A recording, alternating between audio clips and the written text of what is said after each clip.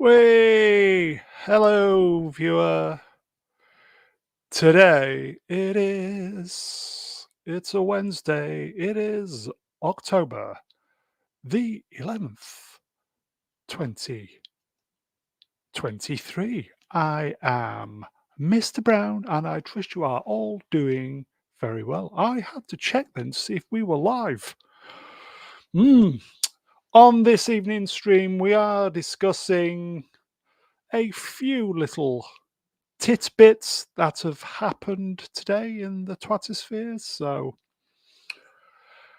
thought we'd do a little stream just to keep the regulars happy and to keep me happy as well. So as I always say then, folks, if you've not shut down for the evening, lots to get through. Well, there isn't. It's an abridged version of the Sunday show. So shall we get them guests out?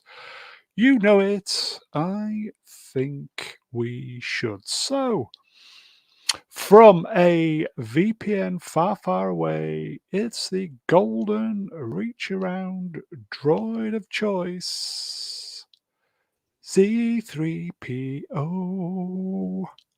Midweek's greetings, Mr. Brown. How you doing, my friend? I'm very good, thank you. Looking forward to seeing what we've got on the table this evening. Just a minor excursion into the Twattersphere, as it were. Ooh, and who else do we have for that? I saw what you did there. You are truly the professional. Shall we get the next body out? Let's. Okay. Watch out, War and Peace. He is the Star Wars novelist. It's the jester from Leicester. And yes, is the answer, Lord Kipling. Oh, hello, Mr. Brown. Hello, Zee-ThreePIO, and hello, chat. It's wonderful to see everybody. They do say Wednesday's child is full of woe, but I think we're all going to have a lovely, joyous time this evening, are we not? Ah, ha, ha, ha, ha, ha, ha. Are you mocking me, Mr. Brown? I would never do that, sir. How are you today? I've been up to a few things this week. If you would like to hear at least one of them. I think the chat definitely would, yes. Bear with me a moment. You've really put me on the fucking spot now.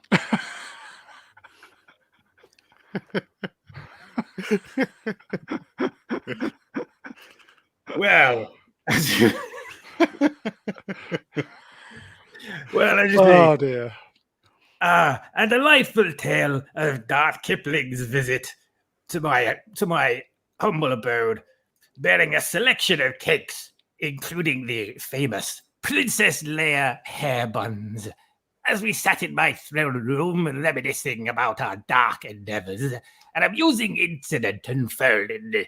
Darth Kipling, ever so eager to share his wares, attempted to recreate Princess Leia's iconic hairstyle with these delectable treats. With each pastry balanced precariously on his head, he sought to capture Leia's elegance.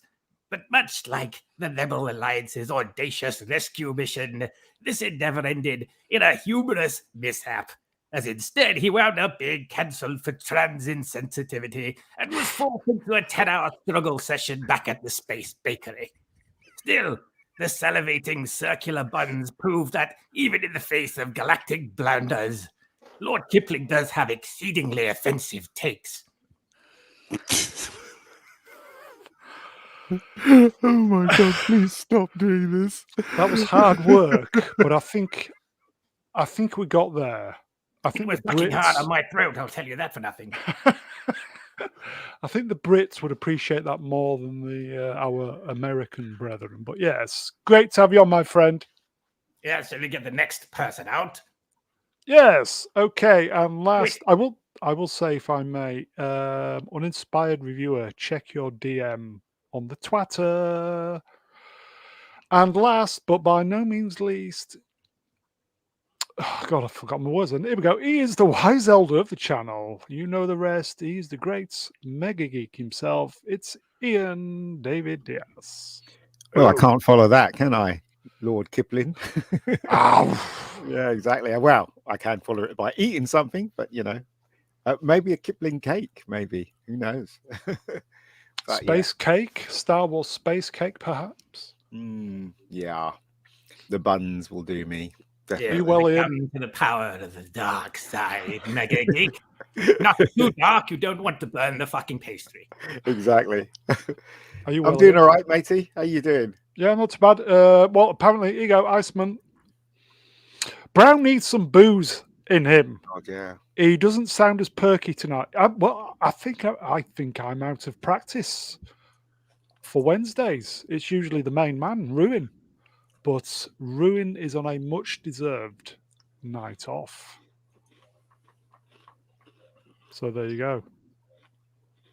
So how's Tricks in? Going well, yes? Yeah, it's going all right. Doing the usual How's- rubbish, editing and Yeah. getting ready for a shoot this weekend. So, Oh yeah, I was going to say, how's Rebecca Gold going?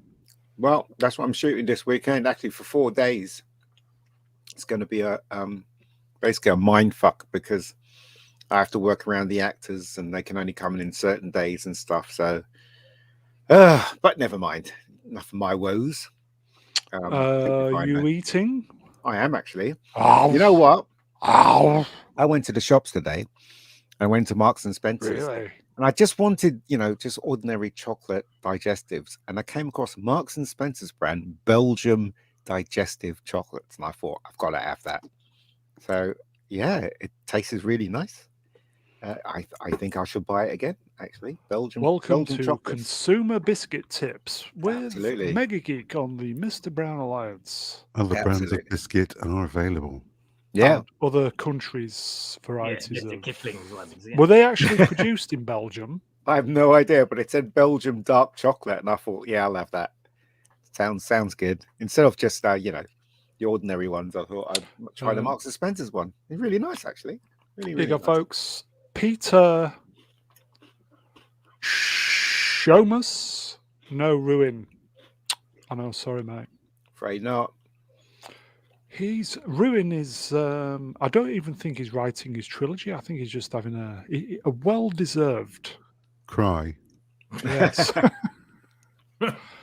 Okay, so I will say good evening, chat. We can see you. It's just a little get together because I think we've kind of got into the habit of talking shite or talking bollocks on That's what we're the good at, though. Wednesdays. Yeah, so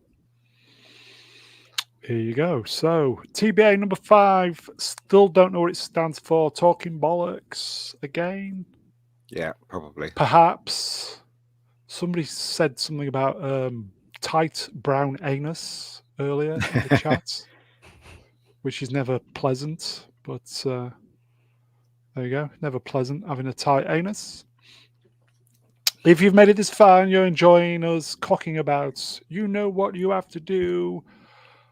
Subscribe, blah, blah, blah. Press that subscribe button. And if you're feeling generous, you also know what to do. I thought for tonight we'd do a little mini musings, as it were, because some stuff dropped today, literally. So I thought, okay, let's do it.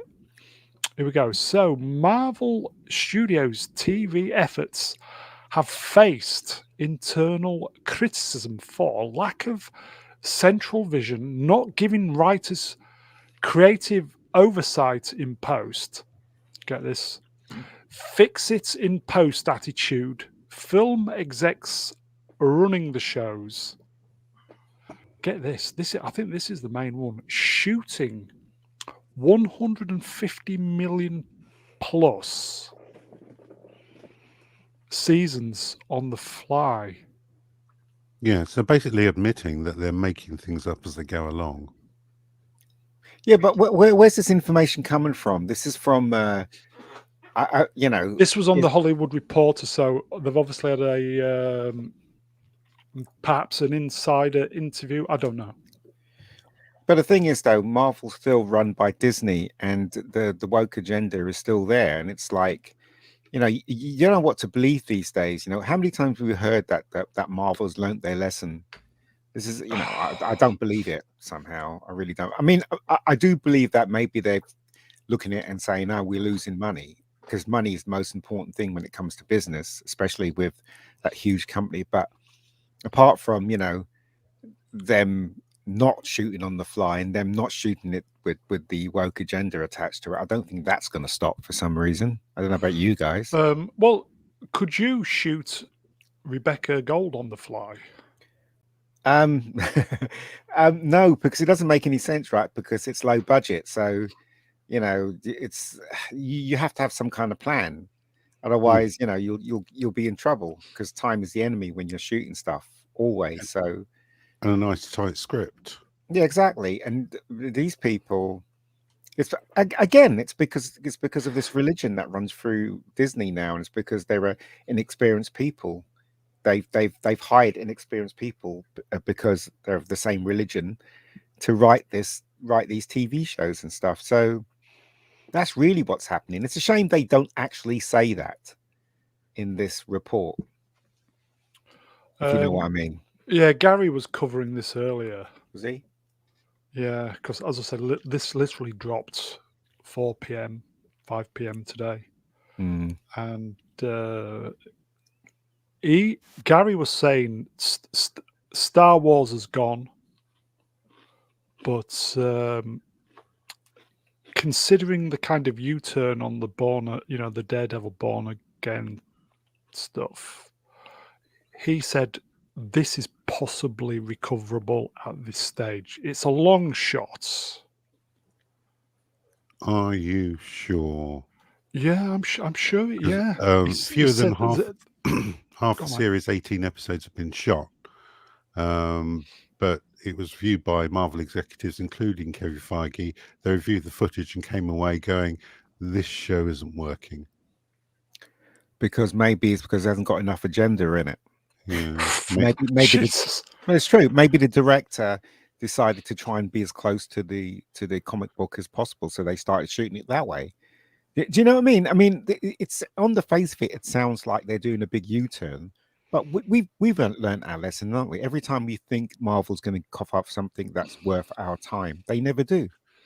Here you go, folks. Side Feet, very big on the. We always respect Side Feet where he says, "No, fuck him." I mean, this is very similar to behavior to Star Wars, who used to hire and fire writers left, right, and center. Yeah. I mean, they've left a trail of bodies in their wake since they took over on people who are supposed to be working on projects. So it is no surprise that Marvel are doing the same now. I'll tell you this quick story. I don't know whether I said it on the last stream, but I had a friend, he's a stunt guy, and he was working on. Yeah, you can say it again, mate. Don't worry. Did I say it on the last one? Yeah, but remind us. So he's a stunt guy, and he was working on, I think it was Top Boy or something like that. And they got this black girl who'd made a short film to direct one of the episodes, and she didn't know what she was doing at all. And so they went over, obviously, and the stunt guy was a bit peeved because he had to do certain things again and again and again, and the girl didn't know what she was doing. Anyway, he got talking to the producer, and he said, you know, she doesn't know what she's doing. Why can't you just hire someone that knows exactly what they're doing? And he was very kind of placid. He would say, "Oh no, well, she's young. She deserves a chance. This is what we have to do now, is give them a chance and all that." And then he learned after that she'd been offered a Marvel movie. So this is the state of what's happening today. So, do you know what I mean? That's what's happening today. That they, because of their certain way of thinking, like the people on the top, they'll give them a chance. I mean, look at the next Beverly Hills Cop. The guy that's directing the next Beverly Hills Cop, he's done nothing apart from one short film, I think. So are you saying you'd have been more suitable? I think you. I think it's all to do with if you stand with how. Sorry, it's all to do with it's nepotism. Who you know. Yeah, but I think it's all to do with if you stand with the current flavor of Hollywood now. That's basically what it's about. Everybody you go. knows that exists over here as well. So Peter says the ESG scoring is ruining the movie. It is. it definitely is. Swappers, any thoughts? Well, I read earlier on that they're doing a U-turn for this, and I don't know really what U-turn encapsulates exactly, but U-turn in which direction? Are they going from woke to not woke, or the other way around? Yeah. I mean, well, woke to even woker. You know, is it not woke enough? Is that why they're making these changes, or you know, in the case of Daredevil Born Again, is it a case of where someone's come in and gone, this isn't Daredevil Born Again, what the fuck's this shit? It's like She-Hulk. Or have they come in and gone, yeah, it's She-Hulk, yeah. Or have they come in and said, you know, this is just absolute utter woke dog shit. No one's going to fall for this. I've read Born Again. It's way better than all this shit. Scrap it. We're doing it over. You know, which one is it? We've got no information. So as far as I'm concerned, it's business as usual. Fuck Disney. Fuck Marvel. Fuck them all. I don't care. Yeah, because I don't think it's a case of them going, oh, this is far too edgy to put on television. Yeah. This is far too gritty and good. We're going to have to tone it down a bit. I don't think it's because of that at all. Yeah. But the actors don't care. They'll just suck up the money and do the job. You know what I mean? And quite rightly so, I guess. But they have to understand one day that they're actually contributing to something that's really bad. So, well, do you think because I think we've previously said the Daredevil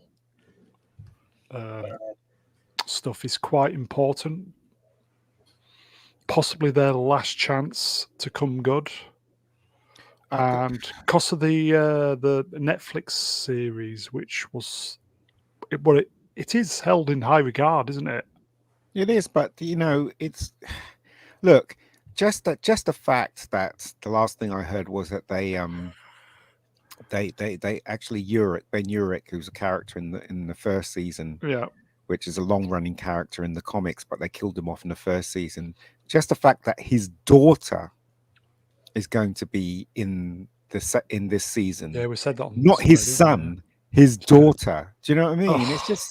It just stinks of more woke rubbish. That's what it does. You know, because as I said, there's too many girl bosses in Marvel. And also remember, Marvel, Star Wars, James Bond, Doctor Who, they're all made for boys, do you know? And they flipped the script on that one. Yeah, you go, Sword and Storm. I have lost respect for so many people who are appearing in this shit. Yeah. Okay. Right.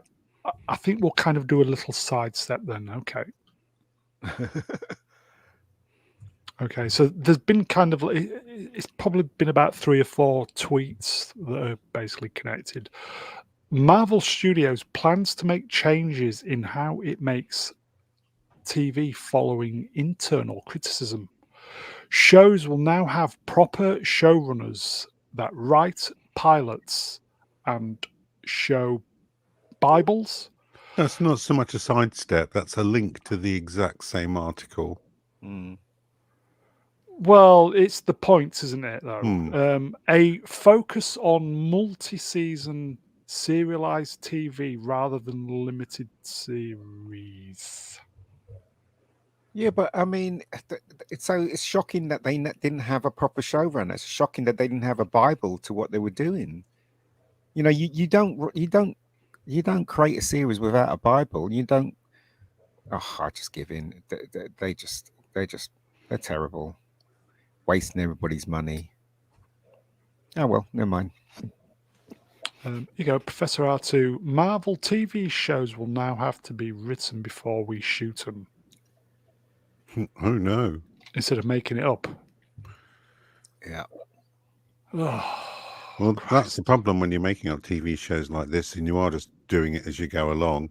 Is you have a vague semblance of what's happened before, but then you're more likely to just contradict it rather than reference it, and then you get dire series like Secret Invasion that just pisses all over everything. Yeah. You go, Iceman. For a big corporation to admit its mistake and pivot like this, things must be really going bad and they can no longer cover it. Yeah, but have they though? Or is this just fake news? I would say, well, it's the internet, so it must be true. That's my get out clause. Mm. Who knows? You can't believe this stuff anymore. I don't believe anything I read on the internet anymore. I really don't. Yeah, well, this is how I feel. Dr. Metal Blood. It's too late. They fucked up the universe beyond repair. They have, yeah. And I'm getting a little tired of seeing adverts and articles going, will this MCU series save the MCU? Will this series save the MCU? Will the Marvels save the MCU?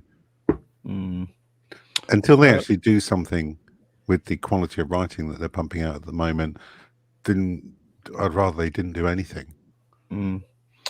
Kippers, as a customer, are you pissed off by all of this? Oh, if I still cared about it, I would be. Yeah, that's the main thing, isn't it?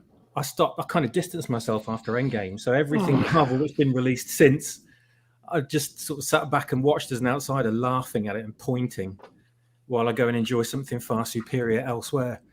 But there's a lot of fans, I guess, still out there, still getting disappointed by things that get released, still incensed and ranting on the internet about it when they should just go, you know what, sod this, I'm going to go and watch The Boys or something way better. Yeah.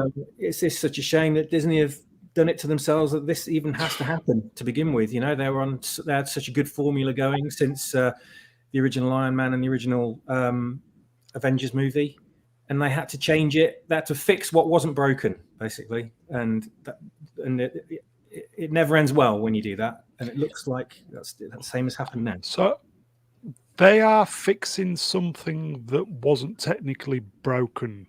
Yeah. So it's like a double fix of something that originally wasn't. I want to hear them. I want to hear someone in charge in Disney come out, right, on video and say that we are sorry for all the woke crap we've given you through Marvel. We are going to correct it. Stay tuned. That's what I want. That's the only time I'm going to believe it. If Bob Paycheck came out and said it, or the other one, what's his name, fella came out and said it. Until then, all this is bollocks. It really is. Chats, question. Is there a possibility this could be saved at all on any level? I think just a simple yes or no. I just don't think my goodwill towards this has just went a long time ago. Yeah. But it was creeping in Endgame. You know, the two-parter, the first part was great. The second part, you can see all the shit creeping in. Like, there was no need for Miss Marvel to be in Endgame at all. In fact, when she grabbed the actual glove itself, why the hell didn't she put it on and do the snap? Because she had the power to take it, didn't she? Yeah. So that's what I'm saying. You can tell she was shoehorned in because they never thought of that, did they? So, yeah, that's a big hole in the plot there. You go, Sword in the Storm. Yes, but it won't be. So he thinks that it could be saved, but it won't be. Yeah. Everybody's just saying, yeah, no. But It's even dead, if everybody. it could be saved, would anybody care enough to come back? Well, word of mouth, obviously, because when they did it with Picard and they did the last season of Picard, which was quite good, quite entertaining, people did talk about it and it did get ratings. So if they get Daredevil right, really right, then it might be enough just to grab the interest of the remaining fans that are there.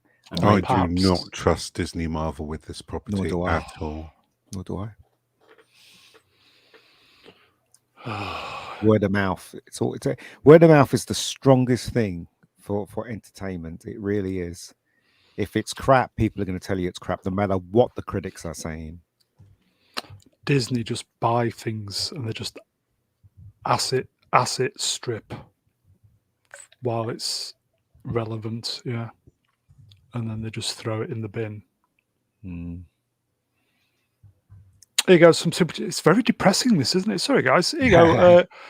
Garth Knights for $5. If sorry, buddy, it is in the mix. I'd love to hear a spin on Bowie's I'm Afraid of Americans. I heard that song at many South American gentlemen's clubs. We'll ask him on Saturday. I don't know if you guys noticed that Cheers, Gaff. Stuff that's happening in the world is that logic has been thrown out the window. Oh yeah, and loads of selfishness is being taken over. I don't understand where this comes from. It really is. I mean, even to the point of this stupid war that's happening, it's just people that just logic. They throw logic out. I mean, what do they say? It's they're doing it because of the, I guess, their religion. You know, they believe that what they're doing is right, and it's like, well, everybody knows killing people is wrong. Do you know what I mean? So, well, it's just logic. They've just thrown it out the window. It's really weird how this world is going now. It's the way of the world at the moment. Logic out the window. Here you go, Garth Knight for $5. Cheers, Garth. Only ruin can save Star Wars. He destroyed it, only to write a Rise of a Phoenix. We'll see in his trilogy. Yeah, depends if he gets the money, though, isn't it? I hope he doesn't. Oh, I do. Give us something to stream about. But there you go. Okay, so this is probably a sidestep. Can't remember. So here we go then. So Marvel has let go of all writers and directors of Daredevil Born Again. The series will get an entire creative overhaul as Marvel execs, including Kevin Feige, or is it Feige? Feige.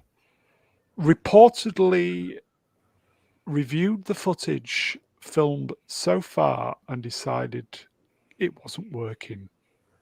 Christ, imagine getting the rushes for half a dozen episodes and thinking, yeah, we can't use any of this. The amount of money they've lost. But hold on, right? He can see that Daredevil doesn't work, and he couldn't see that Secret Invasion wasn't working. He couldn't see that the other Loki's not working. He couldn't see, do you know what I mean? It just thinks of rubbish. This article just thinks of not true-ish, if you know what I mean. Perhaps now that with Disney making losing lots of money, Mr. Feige's bollocks are on the chopping block. Perhaps I don't know, but Mr. Feige doesn't care. He doesn't care because he's definitely for the woke agenda, isn't he? Otherwise, he wouldn't have produced so much crap. He's definitely for it. I mean, so I don't think he really cares about the shareholders. I think the people at the bottom, maybe it's the people at the top that's told him. Maybe it's not Kevin Feige that's actually put the kibosh on this series. Maybe it's the people at the top that told Kevin that was absolute bollocks and it had too much agenda in it. You never know. Here you go. Yeah, Iceman just basically said what I said. Iceman, I think it's because Feige is finally having to answer to the stakeholders. Yeah. And then, I heard this as well. Here you go. Uninspired. Hello, mate. Isn't there a new major shareholder that wants to reshape everything? Good. Yeah. Definitely. Feige's half the problem. He is. I mean, he's responsible for majority of all the stuff that's come out since Endgame, and it's all been terrible. Edge of Time. Why has Matt Murdock got a Mr. Hilter stash? Oh God! Now it's a shadow underneath his nose. Yeah, Charlie Cox is great as Matt Murdock. He really is. It's a great performance in all the seasons. In fact, a lot of people hated the Defenders, but I kind of liked the Defenders. I thought it was really a lot of fun. But there you go. That's just me, I guess. I think the biggest mistake in this is calling it Born Again, because they effectively did that storyline in season 3 of the Netflix series. They did. So if they just named it Daredevil, The Man Without Fear, it would have been a much more workable title. Because people are, just ranting online about how can this possibly follow that storyline. There are so many elements that are missing. I mean, you're not even having Karen Page come back. So Karen Page is not in this one? No. Wow. More Foggy Nelson. Foggy's is he's part of the story in Born Again, and same thing with Karen as well. If it wasn't for Karen, the story wouldn't have been completed. Exactly. That's how his identity gets out in the first place. Exactly. So I don't know why they're calling it Born Again when they can't exactly do that series at all. Yeah. In the chat says we're getting bogged.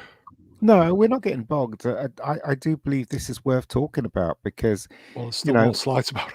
Well, me and Z, we're very intimate with the Born Again comic. Intimate with the Born with Again each comic? other? With the Born Again comic. What is wrong with you?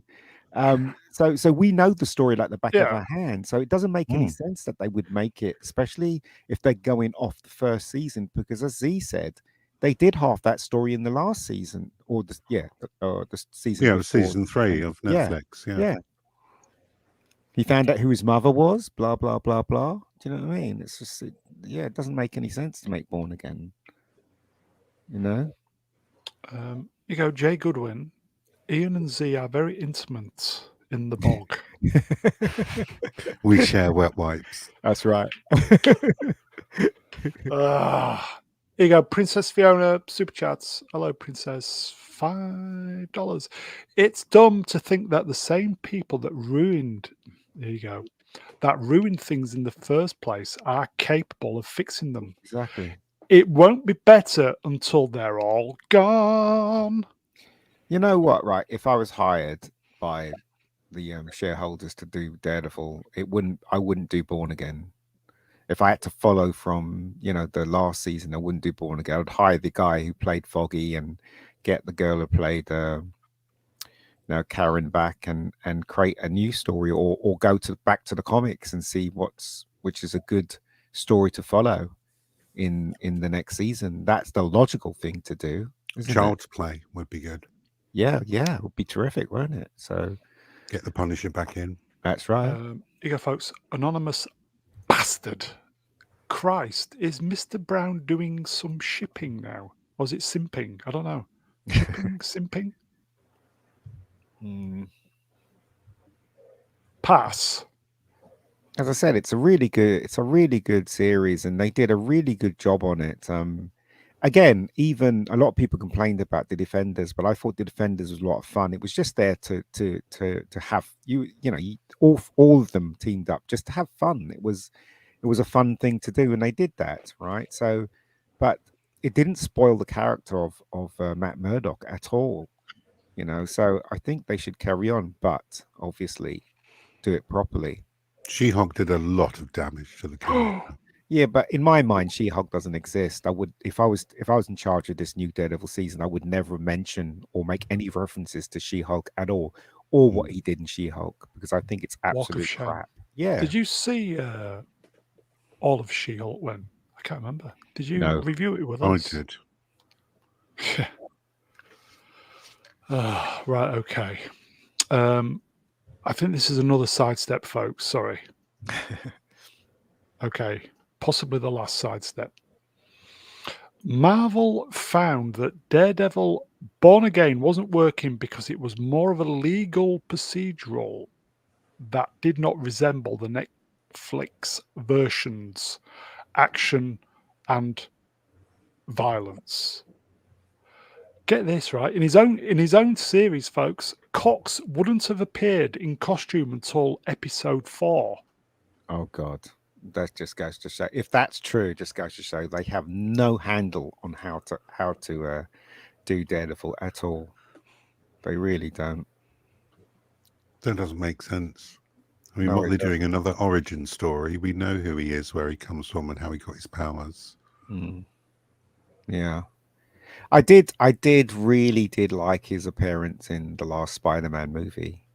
I didn't think they were going to go there, but they did. It was really, I was really happy to see him, because that's what we really need, really. Because like in the comics, he used to team up with Spider-Man, didn't he?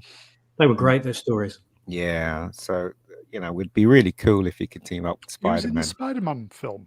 Yeah. Yeah, he was, yeah. That's Matt Murdock. Yeah. I must have zoned out then when I was watching that. You know when they're sat in the kitchen and the brick comes through the window and he catches it.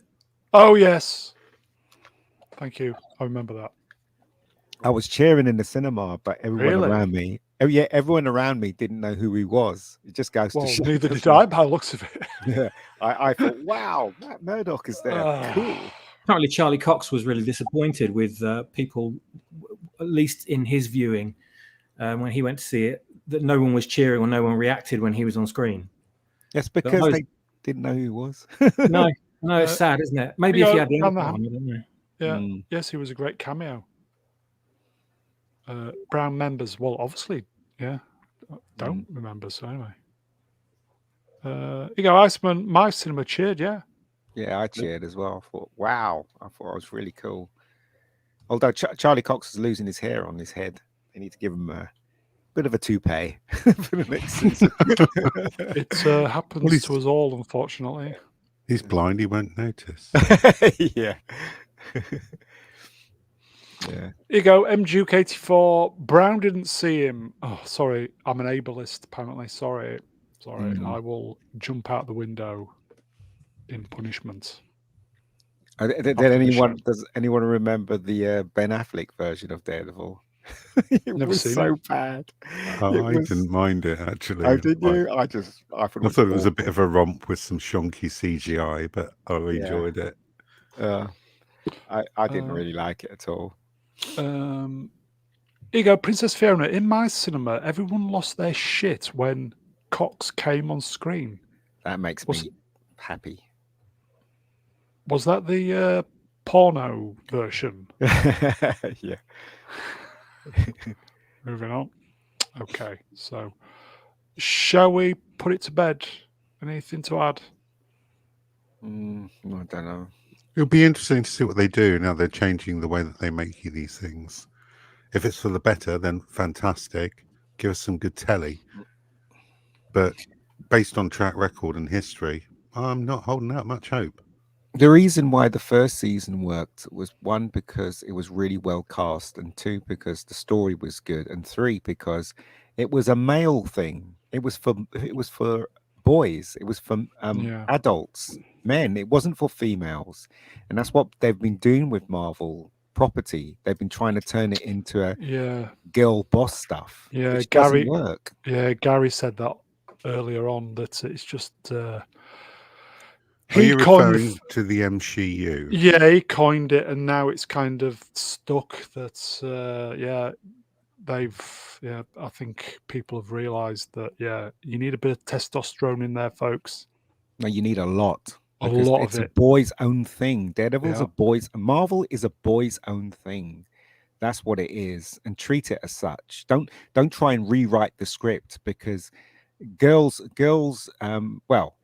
I guess feminists would cheer for the first episode, and then they'll abandon it because they're not really interested. All they're interested in is winning that battle to get their thing in it, and then once it's in there, they don't care. They abandon it. Unlike the males, who are real big fans of stuff like Daredevil, they will go with it until the end. Do you know what I mean? Mm-hmm. So, well, the reason why the females liked any of these IPs to begin with was because they were for boys, because they weren't specifically aimed at them. It's like a little kid is more attracted to adult material, because not that kind of adult material, because it's not specifically made with them in mind. It's not speaking down to them. So a lot of female fans think the same way, that it's something that's not directly aimed at them. So it's not got, it's not filled with romance and weepy stuff, and it's not supposed to be appealing to their emotions. It's a change. It's something different from what they usually digest as entertainment. So by diluting all that and removing it and aiming it all at women, you're not helping. You're not serving it to anybody. Everyone's going to hate it. Well, the reason why the first what is it, four episodes he wasn't in his costume is because it's the feminists, aren't they? They don't want to see Daredevil all buffed up and beating the crap out of people. So that's the way they wrote it. I'm guessing here, obviously.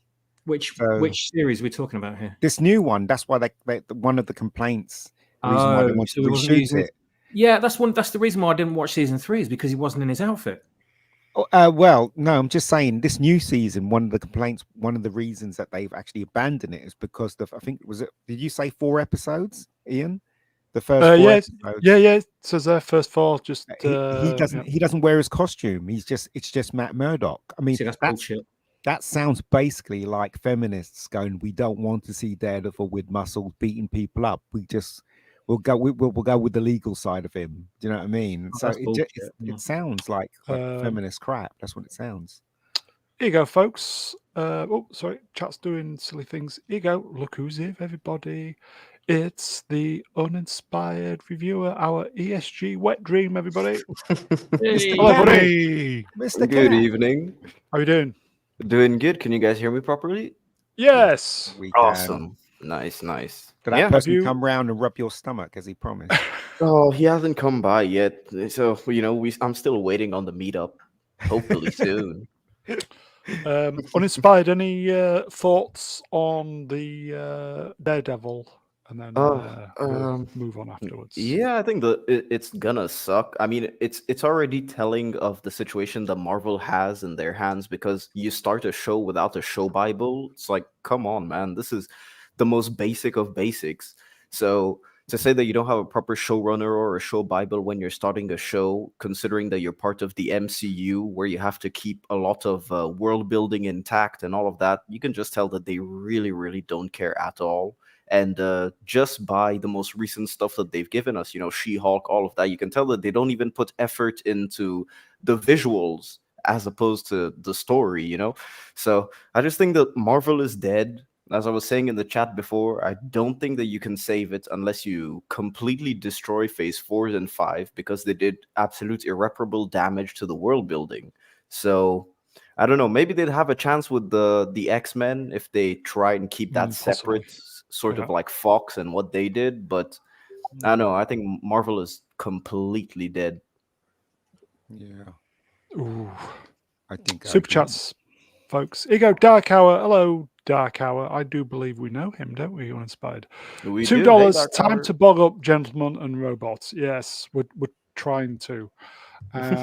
Peter Shomus, $5. The answer against the decaying Hollywood is to make a parallel economy. We need to build culture. Full stop. Timecast, IRL, and Daily Wire starting a tiny bit so far. Yes.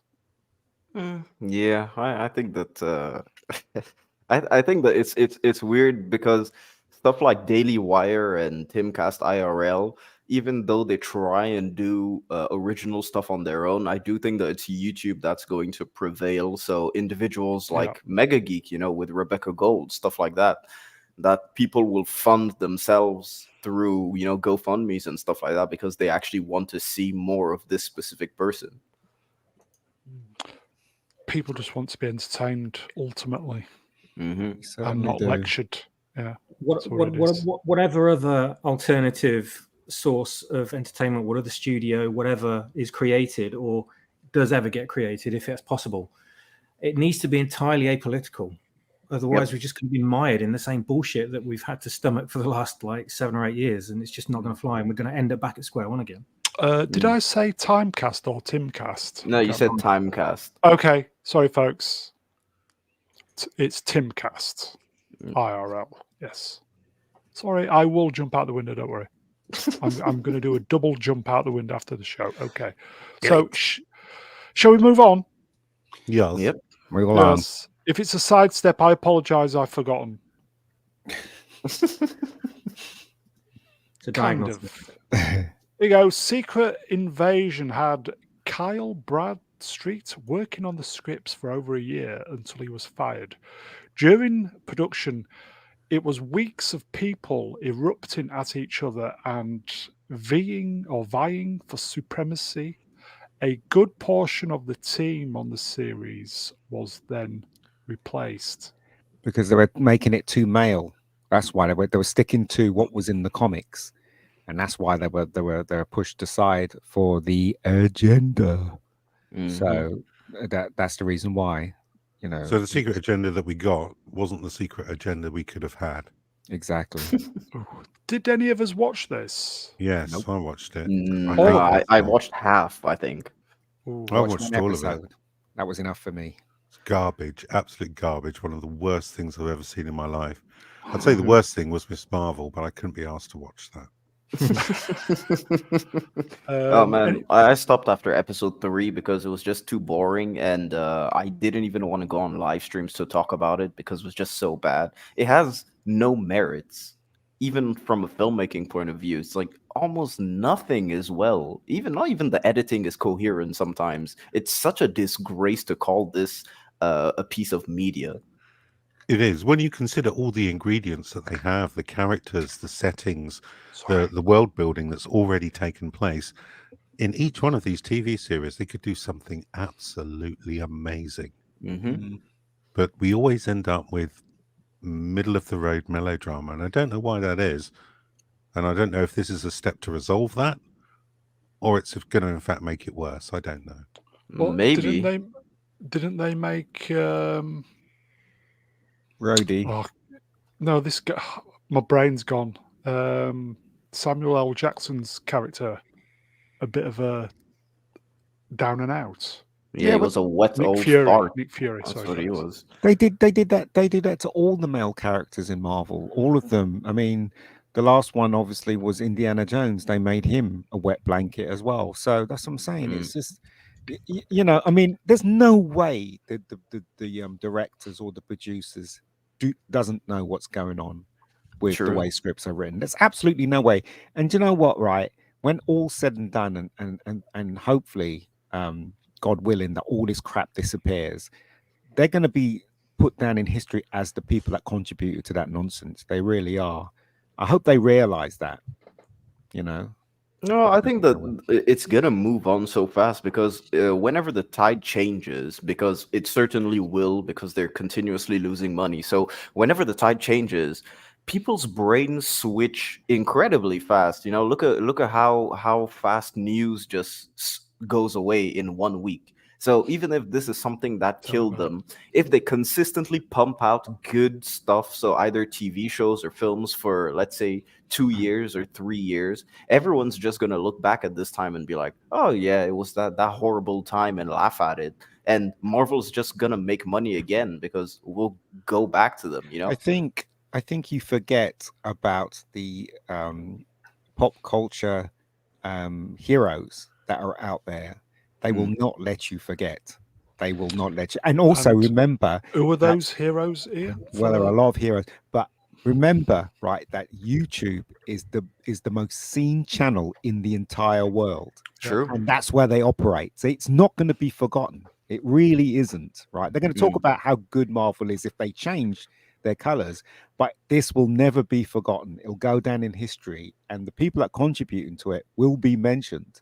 See, that's the thing. I don't think they realize, these actors, these people that write, they don't realize that, you know, that they are going to be mentioned. They're going to be part of that history, and you know, they contributed to this nonsense. But anyway. Yeah, but like, hopefully that they don't get any more roles or any more like jobs in the industry, because if they do, then they wouldn't even care if people blame them, because they're still getting money, they're still getting paid. You see what I mean? Yeah, but that's happening now, isn't it? Yeah. Yeah, that's true. Here you go, folks. Black your lives or black your votes. I'm not white, but Luke Skywalker was my guy, and then Disney happened. Thanks for taking a representation, Disney. Oh, they love representation. Aren't you looking forward to Echo in January? Oh, yeah, that's coming out too. About a deaf Native American superhero. Oof. Yeah. Look, you know, there's nothing wrong with having representation. No, there is, seriously, I'm being serious here. There's nothing wrong having representation, but it has to be done right. Right? You can't. There's two wrongs can't make a right, right? Or can it? Right? You can't do exactly what the racists were doing and say that's justice. You can't do that because you're just being the same as them, and this is what they're doing, right? So I don't know where the logic's just thrown out the window for some reason. I don't know. I would say to the chat, can 2 wrongs make a right? Or 3 wrongs make it right. I can. I mean, minus and minus does make plus. So Yes, I was just about to say guess. that. I don't remember much from school, but I do remember that. Mm. Here you go. I've been burgled, which is never nice, but 3 lefts make a right. Maybe. No. Yeah. God, you remember when production on movies and TV shows never had this kind of turmoil coming out from behind the scenes? It was just plain quite sailing. rarely. Yeah, very rarely. It was just something was announced, then it went into development hell. If it was there for a short period of time or not was another matter, but then it was progressed into pre-production, then it went into filming. Then before you knew it, the trailer was out, marketing was everywhere. You could go to the cinema and enjoy it, buy the DVD a few months later. And these days, it's just everything seems like a war is going on in the writer's room or whatever. Yeah, well, it's also the fact that it's become a massive industry too. So you've got channels on Twitter, on Instagram, and all of that. All these news channels that have developed just normal people trying to get scoops and stuff like that. So it's a massive industry now of giving all the information that they can on a certain studio while a movie's being produced, because people also want to hear that, as opposed to before it was just in a magazine, heavily edited, and it's essentially what Variety gives out now. Those heavily edited, you can clearly tell it's written by Marvel's statement, but given through Variety, as opposed to just random other Twitter users posting out information like this, like discussing film. Yeah, it is true. There is an entire industry that's come up, all motivated by the drama behind the production side of everything. So, it's the click industry. So the more clicks things get, the more viewers, the more internet traffic, etc. That's added a hell of a lot to it. Admittedly, yeah, very, very true. So you do have to wonder in that respect how much of what we're seeing is real, how much of it has been hyped up, how much of it is very, very, just a rumor here and there. But the sensationalist industry is all going to try and make everything out to be a lot worse than it is, just to get clicks, isn't it? Do you know what, right? It's okay to have gay people in TV shows. It's okay to have black people in TV shows. Diversity is very, very important in our world, right? But not to the detriment of actually destroying a race like white people. Do you know what I mean? Taking a character that's been white ever since its conception and then suddenly making that person black for horrible reasons. Do you know what I mean? And making the white people all stupid in episodes. That's not right. That's not right at all. You're just doing the same thing as they've been doing to you. So that's the thing. I think sheer double standards. Again, right, I will say that diversity is really important, but not the way they are actually doing it now. No, they're getting white character hand-me-downs. Yeah, exactly. And that robs them of their own agency. Yeah. So that's what I'm saying. That what the establishment is saying is that black people are not good enough to have their own characters created for them. Wasn't there a famous actor, black actor, who said, "We don't want sloppy seconds"? Denzel, I think it was. Yeah, was it Denzel? I can't remember. Yeah, Denzel. Somebody said it. Yeah, it's true though, isn't it? Probably Denzel, but yeah, I agree. I think that it's insulting to have sloppy seconds, but what's even more insulting is the black people or people of color themselves don't realize that they are sloppy seconds that they're being handed down, and how disrespectful that is. They just appreciate it. So it's only recently with The Little Mermaid that you finally see black people pushing back to all of this weird stuff. Yeah, but it's money, isn't it? It's always money that they just seem to forget the logic that's happening. It's money, that the money that they're given to do this stuff. It's kind of fool's gold, really. It's not worth anything if you look at it carefully. But yeah, I understand why actors are desperate for work, especially people of color. They've been treated really bad, in the years leading up to diversity. And it's right that they get a chance, but not like this, like this at all. It should be for the right reasons, not because of their color. I would just say quickly, Jim D, I've done the slides. We'll do them. We'll do the movie soon, mate. Yeah. Yeah, I have done them. So Shall we move on? Yeah, sure. Yeah, we got probably a little bit bogged, but never mind. Fingers crossed. In fact, tell you what, before I forget, super chat. Nikki Rellahan for £5, allegedly real money, folks. When Brownie sidesteps, it's like moving out the way of a truck and moving in front of a train. Choo choo, choo. It's like the trolley problem, but everybody dies. Yeah.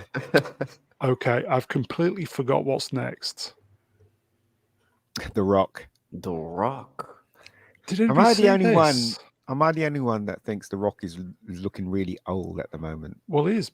I think it's the pushing 50. Allegedly the roids that he's probably taken.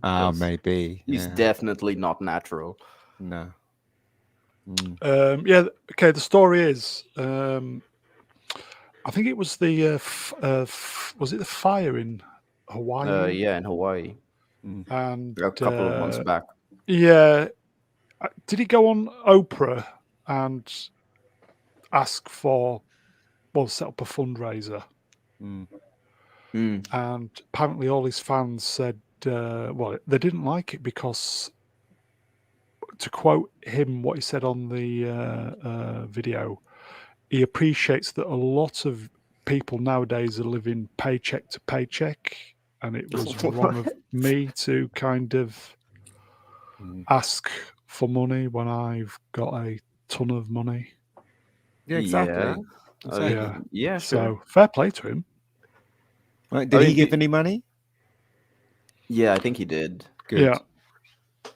I'm sure he did. But people are also mad at Oprah for a big reason, because Oprah was seen as a, how would I say this, as a vulture basically when the fires broke out, because she does have property in Hawaii, and also she tried to enter, I think it was a place that they had set up for the victims who had lost their homes. So it was basically just people sleeping in a massive gymnasium on whatever they could find. So they were trying to distribute pillows and stuff like that. And she tried forcibly entering with her camera crew to film herself giving away stuff. So that's why people were mad at her at the beginning when all this Maui stuff broke out a couple months back. And they've just been mad ever since, saying that she's a vulture trying to just make money off the situation, not doing anything. And yeah. Swappers, you put me onto this story. Yeah, I thought it was a bit, there's something just dodgy about it. It's bizarre, the timing as well of this. As soon as the global attention goes off the situation in Hawaii, in Maui, it goes on to another global conflict. Suddenly he comes out and apologizes almost on the sly.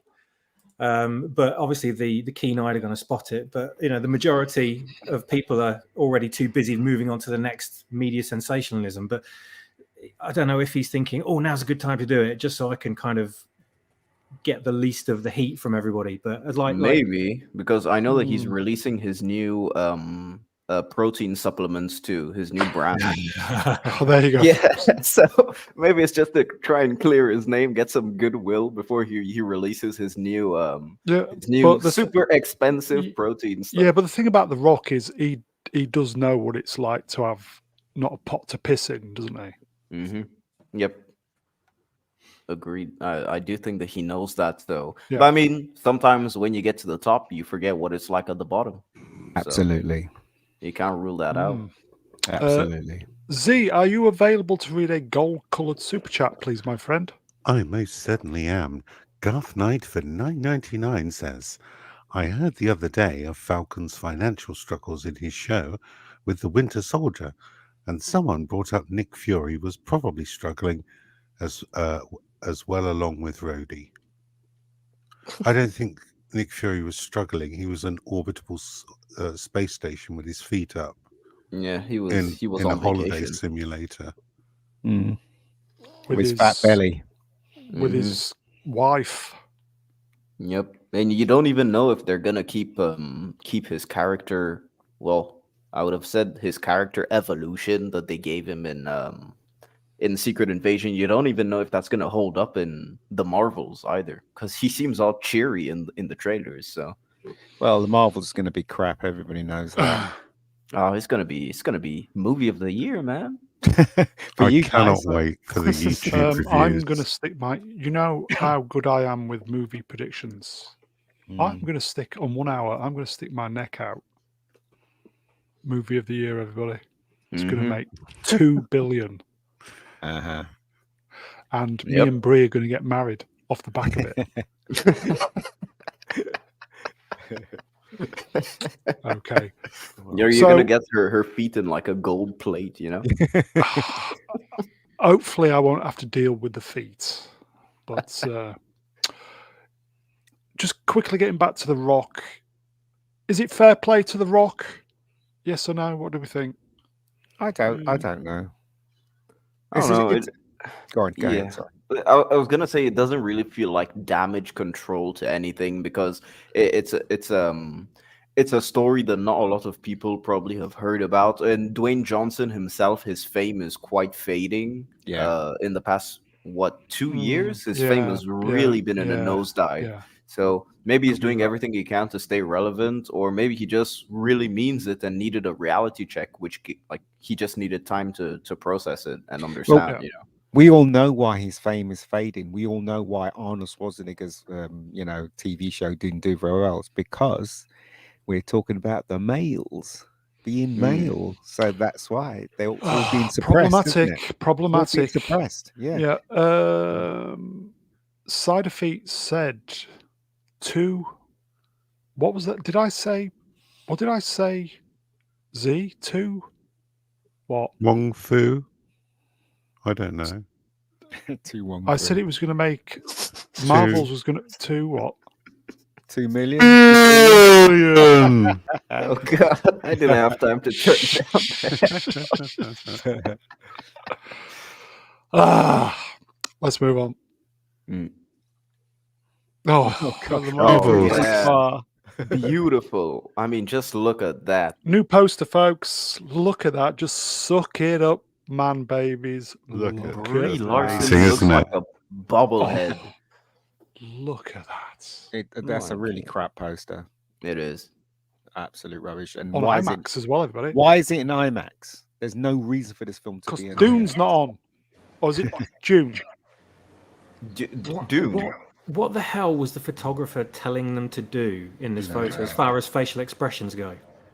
And also, how are you going to feel for the one on the right? We don't even know her. She only appeared in one division for a couple of, if you count all the minutes she was in it, maybe 45 minutes tops, I guess. On the right or the left? The one on the left, sorry. And we don't even know this character. How are we supposed to warm to her unless the script is really written really well? We know her. I mean, she gave us literally the worst line in the entire MCU. Everybody knows her from that. So she's famous. She can probably sell a movie on her own. And also, what is this with casting black women in films these days that they're not? I mean, sorry to be mean, but I don't think this girl is good looking at all. You know, I mean, agree. What happened to the Halle Berrys and the really good looking black chicks out there? They got old. No, Ali Berry's still got it. They got old. No, that's just an example. But there are a lot of really good-looking black girls out there to cast. Why have they cast this one? Is it a crime there to be good-looking? I think it is actually. Maybe, yeah. If you look at some of the game models on recent AAA games from Western studios, they're all generic girl, generic boy. Mm-hmm. Yeah, they even make the woman ugly. They make the woman ugly in comparison to the actresses. Kippers, do you like a generic boy? A generic boy? Yes. Moving on. I'm wholly indifferent, Mr. Brown. But the only reason why the girl on the right is cast is because they wanted to prove a point that anyone can be a superheroine. But when it comes to movies, people go to see good-looking people on screen, and that I'm not even making that up. That's a fact. Do you know what I mean? So this girl was mediocre at best, and the show was rubbish. So I mean, how are you supposed to attract people to see the movie, the Marvels? you don't. They have a what's it called? How would I say this? Like they have a twisted perception of the Marvels and how it can be successful because Captain Marvel still made $1 billion because it was sandwiched between Infinity War and Endgame. So I don't think that they fully understand that. I think that they're trying to run on that specific hype train, sort of the same way Aquaman and Warner Bros. Is doing, because Aquaman 1 made $1 billion and no one was expecting that. So go bigger and better as what a sequel should be. But yeah, I just don't think that this is gonna work. I think that No, it's dead. they are doing damage control already, having a very short runtime in comparison to all the rest. Doesn't even hit 2 hours, doesn't even hit an hour 50, I think. So it's already damage control. Is the writer is the actor strike still going on? Yes, Yes. right? Yes. Yeah, The actor so one is, they can yeah. do promotion also. So I mean, Maybe it's they, just going maybe in they their don't want to. favor. There you go, Yeah. side effect. I do feel sorry for the Ms. Marvel's actress. She honestly deserves better. But you Yeah, I know think what, she's cool. right? Yeah, I saw. Bree was on some chat show and she was dressed up to the nines and she looked Was she looking absolutely good? gorgeous. She Oh was, yeah. and it's like, Brie. why aren't you bringing that to this movie, right? Because people love good-looking people on the screen because you can pretend Oh, to be yes. them, right? So Mm. why are you dressing her in this, crap costume that actually covers up everything, that doesn't show you, her femininity? Do you know what I mean? Why are you covering all that up? It's Could stupid. you see her feet, though? No, well, that's the thing you should avoid. See, here you go. See, I totally agree. Yeah, I agree with this. I mean, yeah, just watch Fast 10, Fast Yeah. X. You'll you see like know, she's looking good the entire movie. Brie, I am available. if you look at the trailer for this, they don't even do her hair properly in this. It's Brie. like, what is wrong with these people? This is Do you know what I mean? upsetting. Is being good looking a crime now on It movies? Yes. Yes, it Yes. is. It's funny saying that because I've been watching old movies, so from Hollywood's golden age, so 30s, 40s, 50s, for the past month basically, and every time we watch one, so it's either on Atom Gray's channel or with Stupenzo, and Nice plug. yeah, and every time we watch one, it's the first thing we say is, wow, these are all very good looking people. They never put an ugly person inside one of those movies ever, because people want to see good looking people. That's why superheroes, all the Greek mythology, you look at Greek mythology, all the paintings and stuff like that, no one of them is ugly ever, guy or girl. They're all just like good looking slabs of beef for the men, and then good looking women too. It's true. Very good. Here you go. I think we've got super chat. Here you go. Z, could you possibly do this? It's not gold coloured, but watch your ears, everybody. Goth Knight for $4.99 says, "Is there a wager website where I can back brownies to billion Oh, I didn't do it. claim for the Marvels?" Probably not. But you never know. Do you think they're trying to go in the opposite direction to all the Axel Braun porn parodies? Yeah. It's. I mean, you just got. I mean, talking about 40s films, you just got to look at Casablanca. The amount of shots they have on Ingrid Bergman, and they put that filter on and making her look, skin flawless, making her look absolute. Same thing with Humphrey Bogart. They made him look like a freaking hero in that film. You mean to say that you can't do that today with the technology we've got? Do you know what I mean? No. And cast well, it's ridiculous. It's Absolutely fantasy, ridiculous. isn't it? They're losing the art of fantasy completely. Everything's got to be real now. Everything's got to be street level and mundane. They can't have this escapism anymore. No, I totally agree. This was Jay Goodwin. He asked me what attracted me to old cinema, because I really, really love black and white movies. They're my favorite to watch ever. And the first thing that pops in my mind is the fact that everything is so exaggerated, so it doesn't feel as if you're watching real life. I think that real life aspect in film came in the revolution of the 70s, with stuff like Scorsese, Taxi Driver, and all that stuff. and it just translated and continued into modern day until today. No, But but before, even everything was good. But even when they did do those movies, I mean, you can't tell me that Robert De Niro is not a good-looking man, even when he was young. He's a good-looking fella. Yeah, he is. Back in the Yeah. day, Right?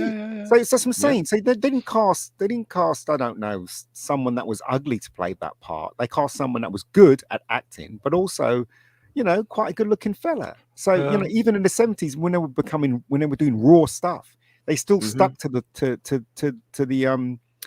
fundamentals of when you make a movie, right? Here you go, folks. Professor R2, hello, my friend. My bet, Marvels won't break 150 million at the box office. What do we think? Let me look up how much Blue Beetle made. And it will be the fault of cis white men. It's our fault, everybody. And racists. It's our fault, everybody. Yeah, that's whose fault it is. Shit. All right, so I'm guessing it'll probably make, I say either just under or just over 150 million. So because I'm using Blue Beetle to compare, and Blue Beetle made 128.6. So I think that the Marvels has more weight than Blue Beetle. Maybe also if they try and maybe if they actually reach their target demographic of children, maybe could be interesting. It would become like a family movie to go watch. You never know. Osella says 100.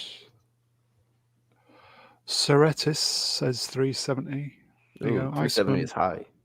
500. Wow. Well, I never. don't think so. Never. Here you go. Sorry, chat moved up. Here you go. Side of feet 420. No. Atom 300. Too much. For me, I give 200 million tops. See, this is more like it. 200. What's this? See, can't read that. Billion. Headphones went straight off there. A lot of YouTubers are going to make a ton of money off this. Of course they are. Absolutely. And that's the thing, you see. It's going to be awful. Everybody knows it's going to be awful, especially with that dance sequence in it, as we can see in the trailer. I mean, oh yeah, the Bollywood dance sequence. What the hell is that all about? And why do we need to know about kind of thing in a superheroine movie? Didn't they do that in Eternals? Eternals. They did, yeah. They did. And that didn't work. Here you go, Garth Knight, $5. Cheers, Garth. I don't even know who the actress is, but the gal in It's a Wonderful Life is gorgeous. Yeah, Miss Ellie, who she was in Dallas. Oh, Barbara Bell Geddes. Yeah. Oh. Yeah, Miss Ellie from Dallas, yeah.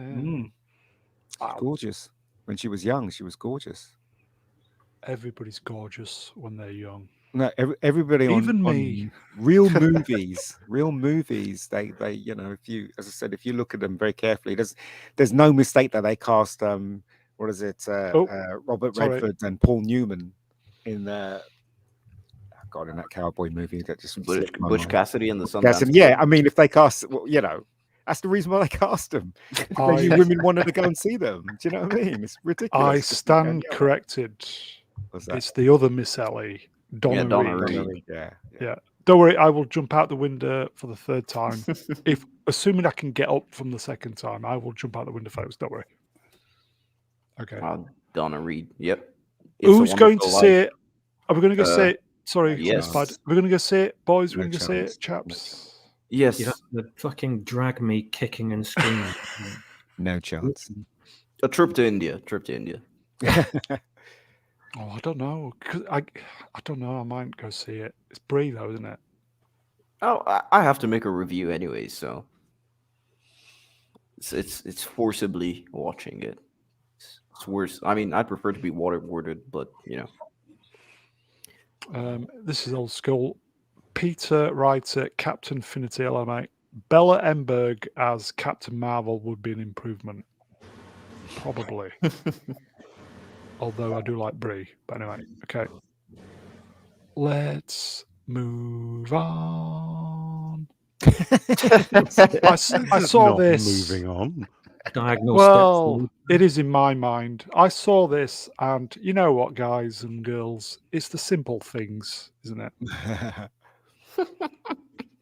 I mean, none of the art, the poster art that they've given out actually looks like a proper movie poster. It just looks like something someone cooked up on Photoshop in 10 minutes. Exactly. Graphic design is my passion. Would we go see that movie? I would. Do you remember G.I. Joe? Do you remember the film G.I. Joe?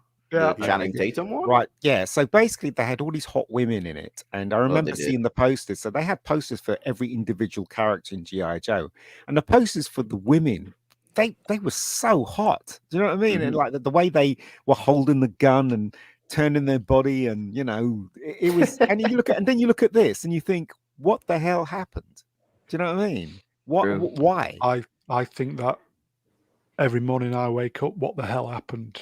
Here you go, Jim D. Are they a pop group? Chat, pop group. Name. Here you go, the Marvels. Fingered. Chat, some names, and then we'll move on. Seriously. But yeah, it's like, I don't know. I feel like maybe the Marvels could be interesting. Maybe not. No, it won't be. They did the whole power swap thing in the second Fantastic Four movie, didn't they? Yeah, they did. Rise of the Silver Surfer. It was bad then. It'll be bad now. Here you go. Wingman of the channel, P-Cats. Hello, P-Cat. Finger bang. How do you pronounce it? Drew Gordon. Banana Kinrama. Yeah. The feet. Oh, God, here you go. Hotel Vagino. No. Pussycats. Flags. That's a great one. That's a good one. Marvel Rama. Any more? Chat moved up. You see Marvel and the you see they deliberately made the girl on the right a little slimmer on the poster. Oh, Ian. It's true. Yeah, it does look like she's a bit slimmer. They slimmed her down on the poster. Just like do you remember the Council of State doctor, the black woman that was meant to be the doctor? They slimmed her down for the actual toy that they were selling, didn't they? So there you go. I love the new faces. Hello, Madcap. 3 Marvels, 1 angry customer. Marvelous loss. Furu, the marvelous loss. Yeah. Franco.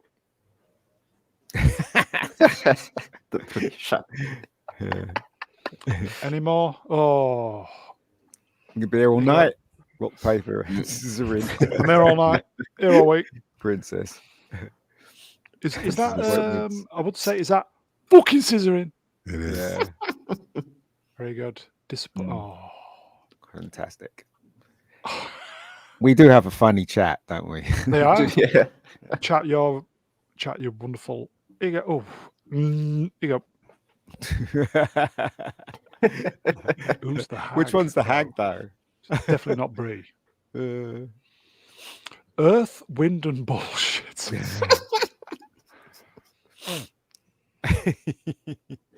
That's so funny. Any more? I'm going to. Oh, 3 Girls, 1 Film. Yep. Guns and dildos. That would actually be a good title for a movie. Yeah, I'd probably watch that. Final one to P-Cat. Hello, P-Cat. Toe Cheese and the Hags. Oh. You're gonna have to do some CGI on her feet if it's out in this movie. Sorry, I lied. I like thinking men's jokes. I encourage them. Very good. Okay, shall we move on? Move along. Yes. Nothing to see here. I don't know what's next. The Flash. Oh, wow. Is this the movie? Oh, God. The Flash. Shopping tips on Mr. Brown Lines, everybody. Suck it in. Here we go. The Flash on 4K UHD is currently on #Prime Day sale at 50% off. Who'd have thought? That's a bargain, is that? Because nobody's buying it. Charged. Nobody's buying it. No one's Nobody buying it. wants this film. The poster does look good though. I really like the poster compared to what they had for Yeah. the film. It looks more like in tune with the animated Justice League stuff that they make. Seems more like one of those posters. But how could they've got it so wrong? I mean, the TV show, the first 3 seasons were absolutely terrific, and they got it right. And this is a movie, and they got it wrong. Well, too It's much just stuff that they had to crazy. juggle in, Batman and all that. I mean, it could have even been good with all the Batman stuff bringing back Keaton. It's just that I don't know. It's weird. Bad script. Yeah, bad script, bad casting too. I don't think Ezra is good as the Flash. He's just annoying, and having 2 of him in the movie, yikes. Although his acting did get steadily better, and I thought he knocked it out of the park towards the end. He is a good actor. Yeah, towards the end, yes. He's a good actor, definitely. But what I'm saying is that he's created the damage. He's brought it upon himself, hasn't he? And the script was absolutely awful, and they wasted Michael Keaton in this film. Totally wasted him. And that should have been Superman. It shouldn't have been Supergirl at all. No, they wasted Supergirl too. She was good. I liked her, but they wasted her. They cut out the backstory because the second Flash was meant to instantly fall in love with her, and they had a thing, so they cut that all out of the script. Oh, in fact, I think they shot some of it, but they took it out of the film. So that's the reason why he goes he goes mental at the ending. Sorry, I was about to say another word. He goes mental at the ending trying to save her. That's why he becomes that thing at the ending, because he's in love with Supergirl, and that's not made clear in the movie, which is really annoying. So. Didn't I famously predict that it would make $1 billion? Yes, you did. It made nowhere near that. I don't even know how they managed to F this up, because Flashpoint is an iconic Flash story, and the animated movie is one of the best ones that have come out of Warner Brothers. Yep. And they somehow managed to make it worse. Well, trying to cram everything in, weren't they? Yeah. Into this one. Again, same mistake as they made with the Superman versus Batman crap. Yeah, Batman versus Superman, Spider-Man 3, Amazing Spider-Man 2. They all have the same problems of cramming too much into one thing. And instead of cutting it down, well, they don't really. They cut down everything by 50% instead of cutting out entire sequences. And it just makes the movie has no sense after. Here you go, folks. Feru, I wonder if they improved the CGI. Oh, wait, that was intentional. Will the shit CGI look great in 4K now? No. Or will it look shitter? It'll look better. The babies will look incredible in 4K. Look like Dancing Babies. Remember that? The first Dancing Baby that came out. There's one in the microwave. Yep. But, there's some really clever producers out there. The great producers know that they'll pick a director that knows exactly what he's doing and has a vision, and they will not step in unless they have to, and let the director and the writer do their thing if they trust them. But people that produce this stuff, obviously they want to stick their nose in, and and then that's when things get messed up. So it's obvious that this was maybe a decent script, and then they started chucking things in there, making it worse. I guess so, because maybe I'm not sure maybe that Michael Keaton's Batman was supposed to be in it properly, even Ben Affleck's, because everything seemed on and off. So the writers probably just didn't have a clear vision from the beginning and had to do everything on the fly. So when you have the writers that don't have the script written, then for the VFX people, it's even harder, because you don't know what you're shooting today. You don't know what you're shooting tomorrow. So you don't know how the VFX is going to catch up. Perhaps the Ben Affleck Batman stuff at the beginning was a little bit silly, but I did enjoy that part of it. I agree with you. I didn't enjoy that part. I just thought it was stupid. Batman during the day? Isn't Batman a night? And he works at night, doesn't he? I thought it was great to see Affleck again. Yeah, that's the only reason why I enjoyed. Ben Affleck is my favorite Batman. I think he's the only actor that's been able to do both Batman and Bruce Wayne incredibly convincingly. Who's the guy that produced The Rock? The movie? Producer. Yeah, the movie. Jerry Bruckheimer? Jerry Bruckheimer is one of the examples of a really good producer. He basically picks a director. He sees the talent in a director. He puts a director, in the front and tells him to do his job, and then he just leaves him alone. He doesn't he doesn't tell him what to do. All the films that Jerry Bruckheimer has made, He's Yeah, just Pirates left. of the Caribbean trilogy, Jerry Yeah, he just Bruckheimer. left them. It's like, you know what, you've got it. You know, other than the people, you know, that work for Warner Brothers, they want their bonuses, so they interfere, ego and all that crap. So there are some really good producers out there, but there's a lot of really bad producers out there. Don't know, And you know, don't Don know, ask Simpson. from the elbows. Yeah, Don Simpson. Yeah, well, he died, didn't he, Don Simpson? Was he was Don Simpson the drug monster? Yes, he was. He was. Yeah.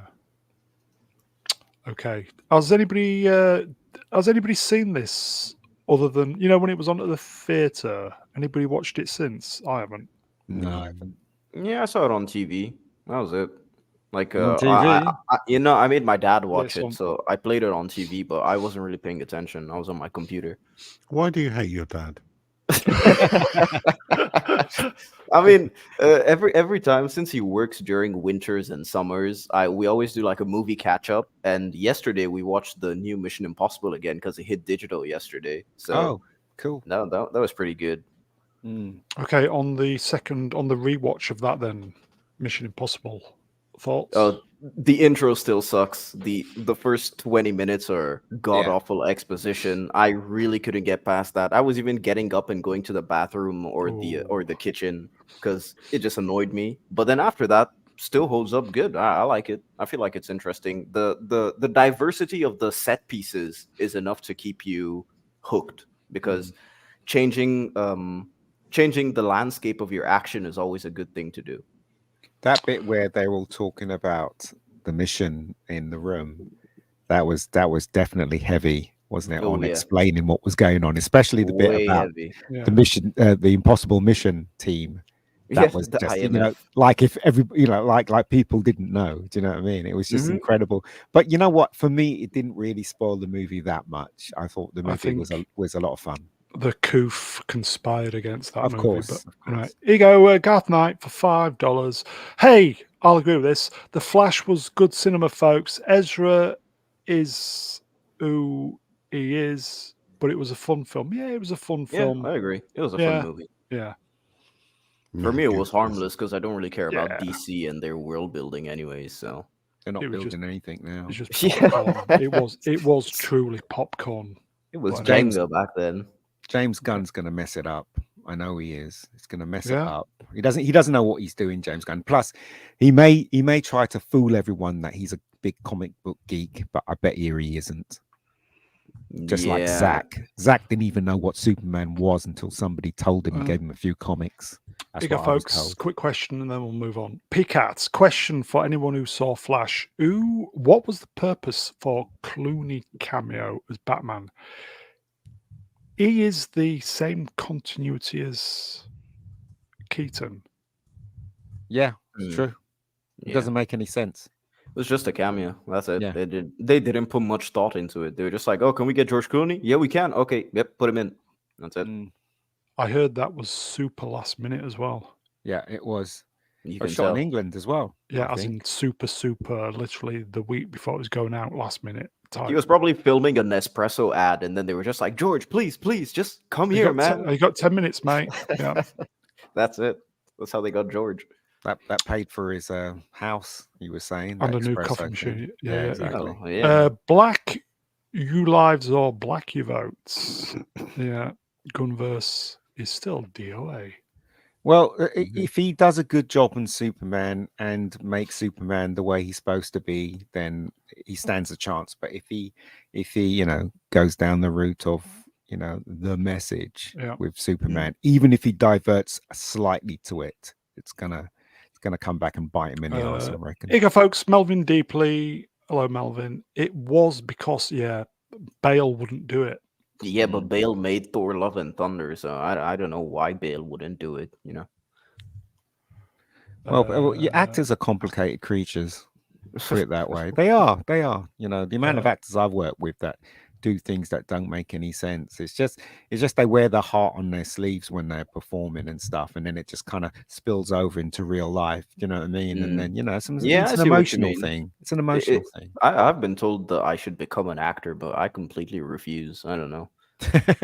Seriously, I've been egged on for years by my theater, by the theater teacher. She's always telling me, "Oh, please, please, come do theater, come do acting, come do this." And it's like, nah, I just don't feel like.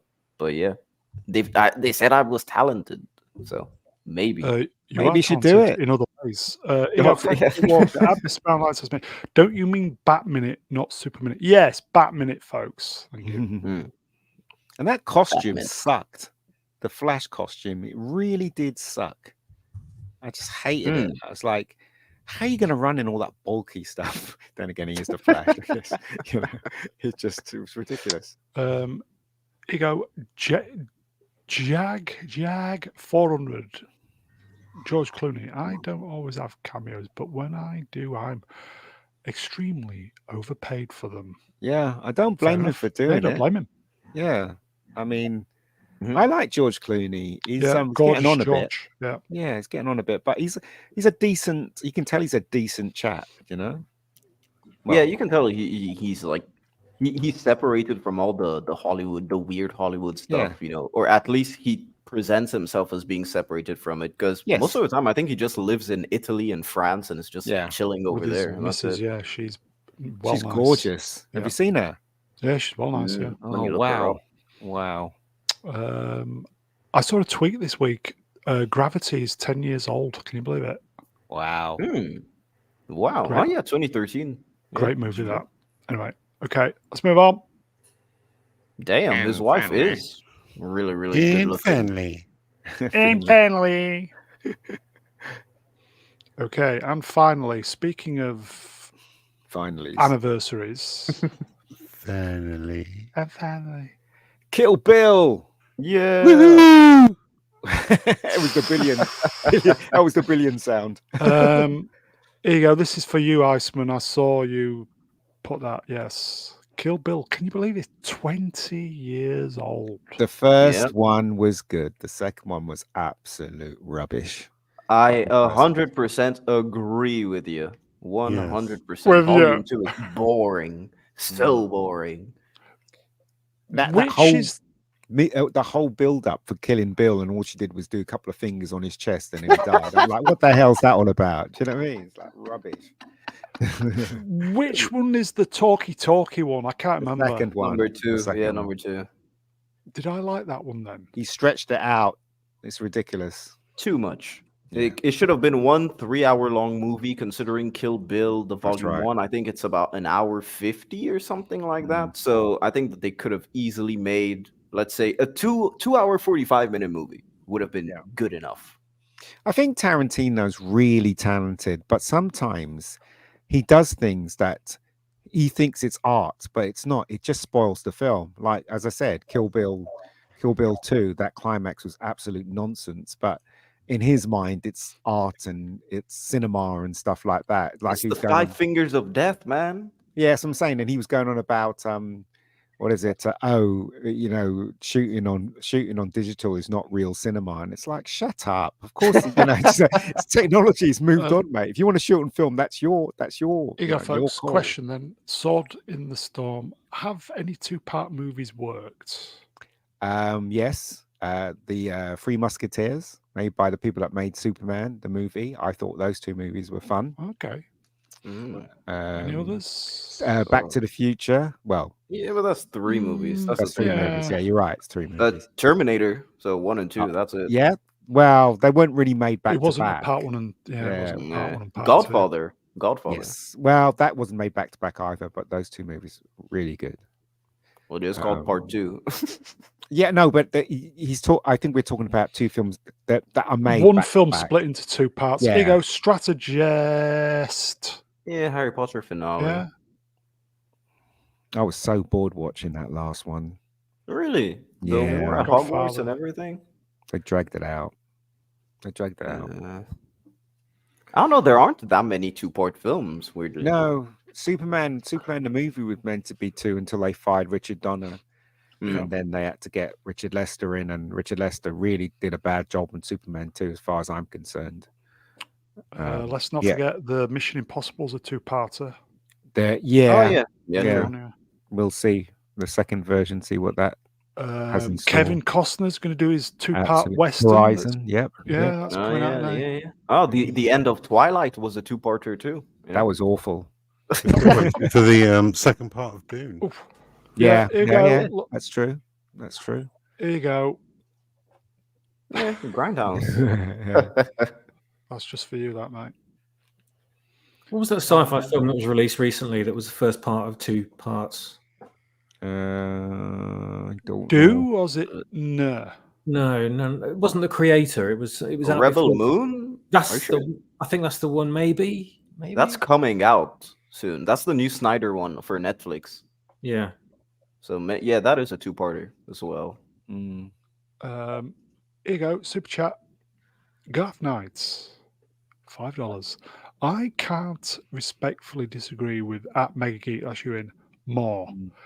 Kill Bill Volume #2 was exquisite.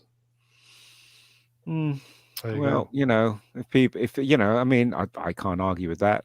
I respect people's opinions, and if that's what he thinks, that's what he thinks. You know. Well, he's paid money. So, here you go. As Zealous Squad recourse, Kill Bill 2 is actually a better film story-wise and impact-wise, but lacked the visual spectacle and sheer showmanship of 1. Yeah, but that's the core of Kill Bill. Tarantino was trying to emulate the 70s and 80s samurai movies of the genre, in particular Lady Snowblood, which is like, I think 75 or something like, or 78.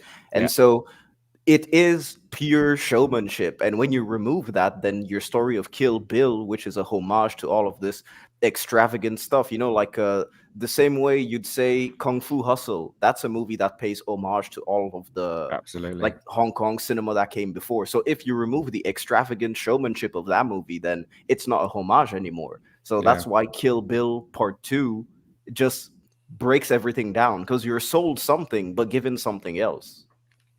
Yeah. Here you go, folks. Anonymous Bastard. Matrix 2 and 3 were shot at the same time. They were, yeah. Yeah, but Matrix 3 sucks. It does, and it failed miserably, didn't it?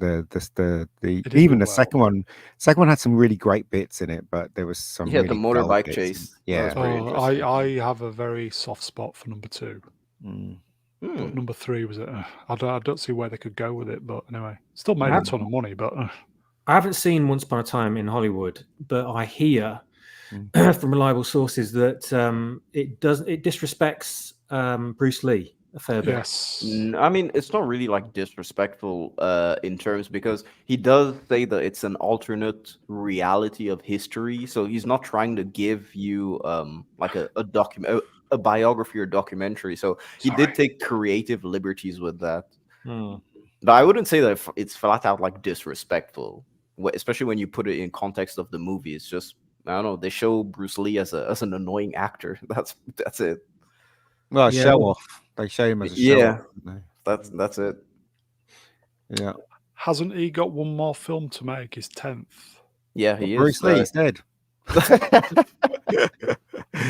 He's gonna retire apparently and write novels or something. And what is it? It's based in California, in LA, isn't it?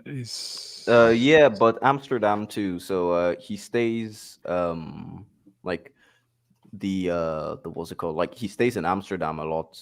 That's basically his second home. So what here you go. Yeah, critic Jim D. Critic. I do, as I said, I do like Tarantino's movies, but sometimes in his movies, sometimes he drops the ball, and I just think, well, you know, he could have done this, couldn't have done that, and it just kind of spoils it for me a bit, you know. But it's just my opinion. You go, Melvin Deeply at Swap Shop. That's you, Swappers. Once Upon a Time in Hollywood is one of the worst films ever made. Trust me. No, I don't know. I thought it was good. It's a pretty fine film. Yeah, I thought it was all right. Kind of worked. Brad Pitt taking acid. I enjoyed that bit. That was great. Yeah, that was all right. I would have. Sorry, go ahead. No, go. Tarantino just goes to show how great a director he is. Most of it was talking in Once Upon a Time in Hollywood, but there are some great scenes where you're at the edge of your seat. Yeah. You know, wondering what's going to happen and he's very good at doing that. It's all to do with the writing. It's all to do with his experience as a director, directing stuff. So I would recommend Once Upon a Time in Hollywood. Definitely, it is very entertaining. Yeah. There you go, Dr. Metal Blood. I 110% agree with this. Yeah. Death Proof was his worst movie. Yes, in fact, I think it's probably it's probably one of the worst movies I've ever seen. Totally agree. What I like Death Proof. Did you? Oh, I hated it. It's absolute nonsense. I mean, it's Rosario Dawson, Mary Elizabeth Winstead. Back when I had a huge crush on her. I mean, still do. She still looks good. And all they were doing was just having fun. I do admit it's stupid because of how the movie is, because it just like cuts halfway through and becomes a new movie, which is annoying. But I don't know, man. I weirdly enjoyed Death Proof. No, it was dog shit. Although, good for you. Good for you. There's nothing wrong with people disagreeing, and I always welcome that, because sometimes you can learn from other people. No, I think it's great that people disagree. As I said, as a filmmaker myself, if somebody disagrees, I might see something in what they're saying, and all the better for it, in my opinion. Yeah, exactly. Yeah. Ego, sorry, chat moved up. Ego, Soretis Parabolus.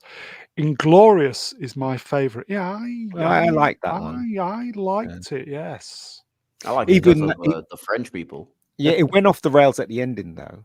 Well, yeah, bit alternative timeline, exactly, World War II shit, but yes. Yeah, I mean, I was talking about this just before coming on, and my favorite one is Jackie Brown, and followed by The Hateful Eight. I feel like nobody brings up Jackie Brown. It's like a lot of people bring up Jackie Brown, say it's one of his best. Jackie Brown's my favorite. I don't know. I think it's mediocre at best, Jackie Brown, personally, for me. But I do like Dogs, and Pulp Fiction is obviously. I'd never watch Pulp Fiction again, though, because I really hated the Bruce Willis story. I thought it was when I was in the cinema, I almost fell asleep. They must have spoke for like an hour or so in that hotel room. I just thought, oh my God, please get on with it. Do you know what I mean? Like, when it started going, it started going. That's one of the reasons why I've mostly stayed away from Tarantino movies, is because they always end up being the film that not being the film I've been sold from the trailer or from word of mouth, and I'll be sitting there enjoying it, and the pace will be great, and then suddenly there'll be like an hour-long fucking talking scene. Hang on a minute. Did I just slip into an alternative dimension and suddenly walk into some kind of discussion film? What the hell is this? It was like I think it was in Death Proof, when I thought, yeah, this looks awesome from the trailer, and when Planet Terror came out at the same time, I thought, yeah, these look great. And I watched Death Proof, and then it was sort of ticking along nicely, and then suddenly there's this bar scene, and Tarantino comes in, sits down, offers drinks to all these women around the table, and just goes on about, I don't know what the fuck he's talking about. I'm thinking, what's the story? Why did it get derailed? What was going on? And he always pulls shit like that in his films, and it just puts me off completely. Like that bit in the one you mentioned where they're in the carriage in the snow, and he's talking about him and Samuel L. Jackson. They go on and on and on, and you're thinking, when is this stagecoach going to arrive at this place? Because they were just talking too much. It's just silly. You go, folks. Super chat, $5. Garth Knight, cheers, Garth. Kurt Russell was awesome in Death Proof. Yeah, he was. Good actor. I like Kurt. He got beaten by a bunch of girls at the end. Yeah. I will say, Jackie Brown, I have a strong personal connection with that movie. Think about it. Nice. I mean, I love it because you rarely see, oh yes, the Brown. Thank you. It was processing in my head. I was like, wait, guys, I'm going to jump out the window again for that. You hear about that story where Bruce, he was at a party, and then this one of the producers said that Bruce Willis is at this party, so he spoke to Bruce Willis, and Bruce was saying, well, what are you working on? He said, I'm working on this film called Pulp Fiction. And so Bruce said, can you please send the script to me to my place tomorrow? So that he did, and Bruce Willis rang him up and says, I want to be part of this. He says, I want to play Vincent. And he had this long conversation with him, and at the end of the day, Tarantino was like, okay, well, he'd be good as Vincent, and his agent was saying, take him, because if he's in your film, it's gonna, everybody's gonna pay for it, and it's people are gonna want to watch it because Bruce Willis is in it. And in the end, he literally thought about it very deeply and thought, nah, he can't play Vincent. It's just not right. So he went back to his house and said, look, all due respect, sir, I can't see you as Vincent, and if you don't want to be in the film, it's fine, And they said, well, who do you see me playing? And he said, I see you playing what's the other character? I can't remember the other character's name. Butch. And then Bruce Willis thought about it, and he said, I'll think about it. And obviously he had to say yes, because it was a terrific script. So there you go. But Bruce was fighting to be Vincent. Really? Could you imagine what the film would have been like if he was Vincent? It would have been weird. Here you go, folks. Anonymous bastard. Kip has reminded me of From Dusk Till Dawn. I like that film. Yeah, I do as well. A movie about bank robbers that turns into a vampire action film. That worked. That really worked. Yes, oh, yeah, it's great. George Clooney as well. Fantastic. And that was the George first Clooney. time that film made me want to become an editor. There was one scene in that film that I thought, I've never seen that done before. And I don't know if you remember the scene where he's in they're in the shop, and George Clooney points the gun at the guy and says, "You be cool." And when he points the gun at the guy, it's like a mid shot. And then when he says "you," and it cuts to a big close up, "be cool," it just does that jump cut when he says it. And I was like, "Oh, that's so cool." I want to edit like that. I want to edit like that. So Elmer Sayak, if I can pronounce her name properly. Salma Kayak. That's Salma well. Hayek. Yes. Salma Hayek. I'll buy you kayak if you sell it. with the snake. I'm old. My brain is spooked. Even when she died, she looked sexy. Fit. Remember that? When she was melting. What a woman. What a woman. It's crazy. Tarantino basically just wrote a movie. He said, yeah, so you're gonna strip, and you're gonna put your feet in my mouth. Tarantino wrote the screenplay, but Rodriguez directed it. Yeah, he didn't write all of it. Well, I mean, he was a writer on the set, so it was he was the actor too. So. Everybody knows that Tarantino's into feet, but not Bree's feet, obviously. So yeah, I don't think nobody is. He was reveling in that moment when put his feet in a Salma Hayek. Yeah, I bet you they did it at least 10 times. Yeah, they needed the perfect that we know shot. of. Here you go, Black You Lives or Black You Vote. See, I like this channel. I love Thinking Men's jokes. Reservoir Dogs. Nobody's mentioned Reservoir Dogs. No, I did. I said dogs. Did you? Yeah, I mentioned it. Yeah, that's one of my favorite Tarantino movies. Very surprising film. When I first watched it, I didn't realize how violent it was going to be, and it was. And again, it was the time for being cool, wasn't it? These new filmmakers that was coming up, they were really cool, weren't they? So yeah. Here you go, Garth Knight. I'll try and pronounce this properly because it's there in front of me. Selma Hayek is something special. Still is. She is. Yeah, she's gorgeous. Still looks good. Still is. Okay, chats. Before we finish, then favorites Tarantino movie, and I'll try and flash them up. I would have loved to have seen Tarantino's Star Trek movie. Yeah, it would have been great, wouldn't it? But you know why we didn't get it? Because we wanted it. Yeah. Z, your favourite Tarantino movie?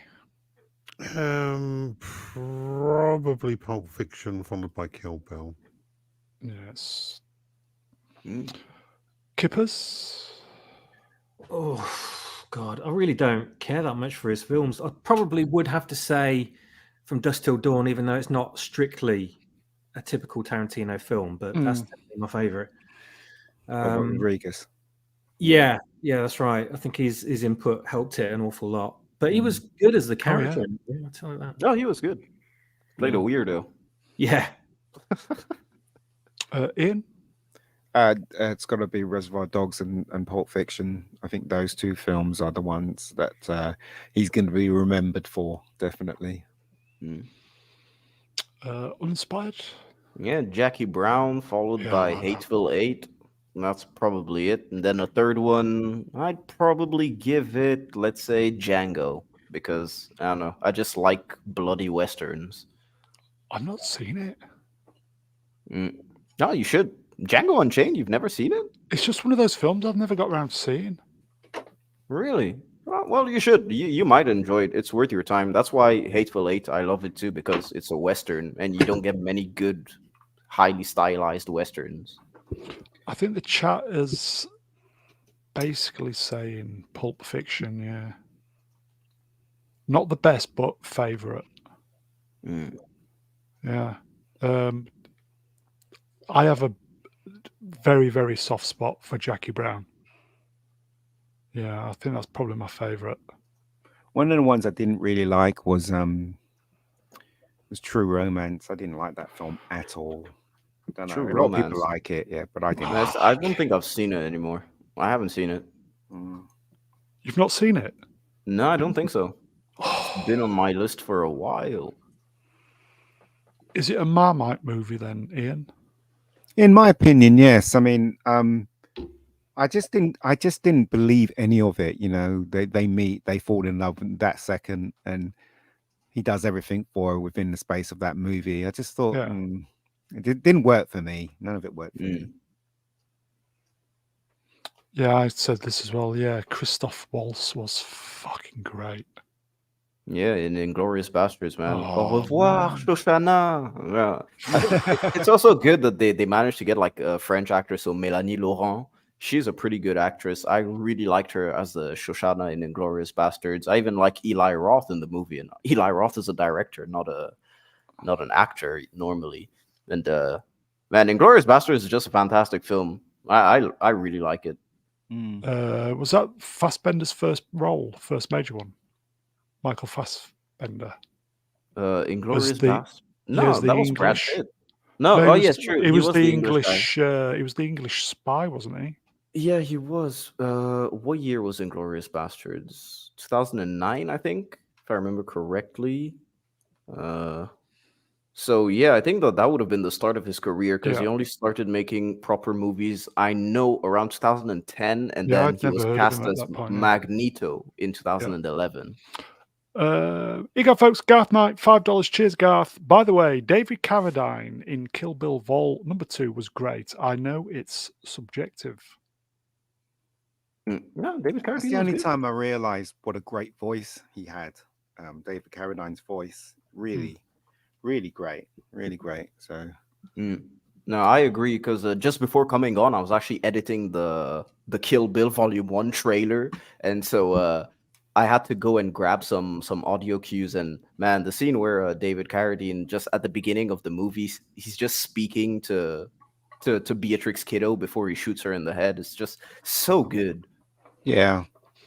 Here you go. Tom has some thoughts. Weird that no one has mentioned Once Upon a Time in Hollywood. I think that's for the chat favorite film. Yeah, we did mention it. Yeah, I don't think nobody in the chat has said it's their favorite though. All right.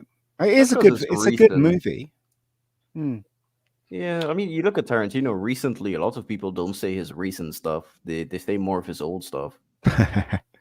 Ian, I think you've annoyed anonymous bastard. Mega Geek, I'm going to have your award revoked. Well, you know, right, you know, you shouldn't be annoyed with my opinion, and I'm not annoyed with your opinion. You know, everybody's entitled to their opinions, and that's the best thing about fandom, is that we can all have an argument and then buy each other a beer afterwards. Do you know what I mean? That's fandom, not. Well, if this is the equivalent of everybody in the chat and the panel being in the pub at the moment. Exactly. You know, this is the way I see it anyway. I don't know. Without the drink, obviously. Here you go. Mad Kappa, Dennis Hopper, and Christopher Walken scene in True Romance. That was one of the best things about that film. The rest of the film, fantastic. I don't know. It just didn't work for me. And I hate, and you know, there's something about that scene where the soprano guy comes in and beats the crap out of the woman. That was very distasteful for me. I don't know what you guys thought. For me, I just thought Edge of Time, I think, is partial. Bring out the gimp. Gimp sleeping.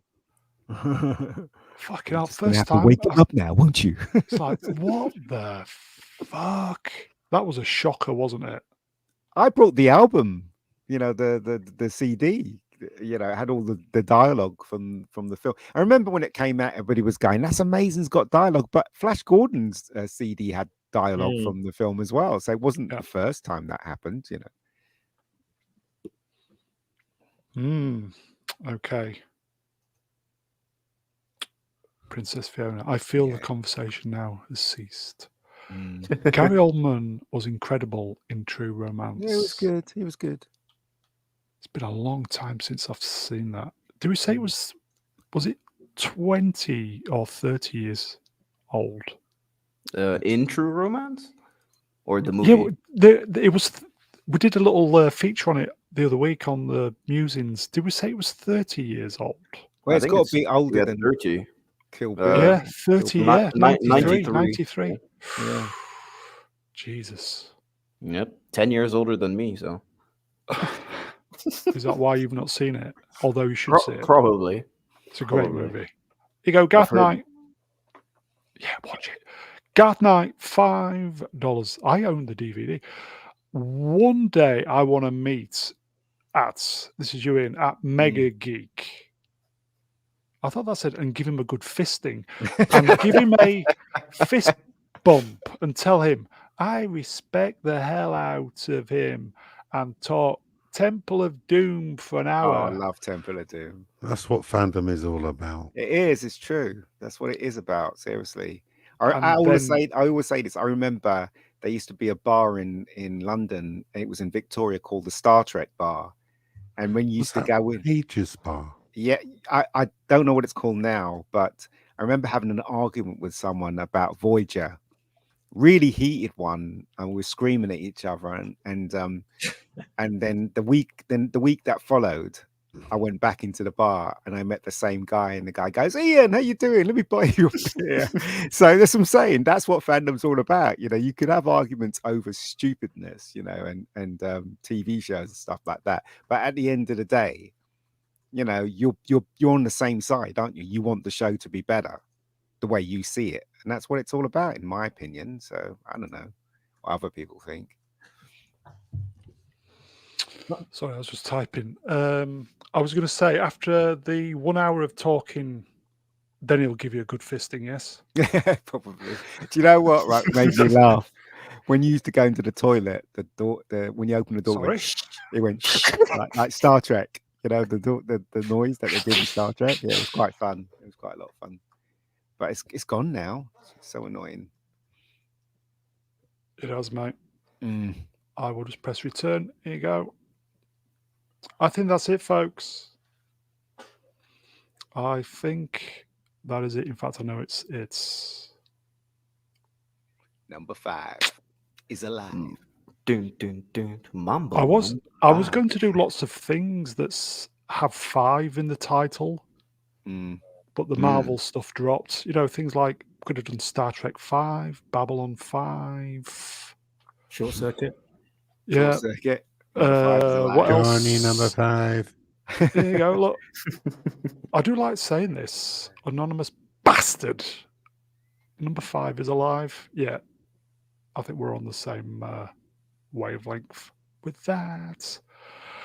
Chat, you are wonderful. Thank God we finished Ahsoka last week. Dear, oh dear. It would have been rude for us not to show up and waste all your goodwill. It's just really, really great to see you peeps turn up and listen to us talking shite for 2 hours. You are the best, folks. You are the best. We will see you next time.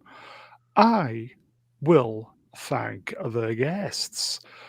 He appeared late, but it's genuinely great to have this young man. He's genuine talent, the uninspired reviewer. Thank you for having me again. And sorry for being late, but I made it. I did ask you literally as we came on, so great to have you on, mate. My pleasure. My pleasure. Are you working on anything at the moment for the peeps? Yeah, actually, as I was saying, I was editing the Kill Bill trailer. So on Saturday we've got the Uninspired Hour or so. That's gonna be on my channel. Nice. Actually, no, not Saturday. It's gonna be Sunday this week because Dark Hour is busy on Saturday. Okay. But same time, Sunday, Kill Bill Volume 1. We've got a couple of guests. It's gonna be nice, and yeah, we're gonna break down Kill Bill for the 20th anniversary. And then it'll be all back to my place for the after party. Indeed. Yep. So Here you go. that's Quick it. super chat. Gaff Knight, $5. Be good crew, and thanks to the Frenchman for respecting David Carradine. Yep. Thank you, man. Yeah, that's pretty much it for me. Videos, you guys can expect a video in 2 or 3 days. That's it. Brilliant. And, yep. Thank you. Cheers, Ian. No worries, guys. No worries. Always a pleasure. Lord Kipling. Cheers, swappers.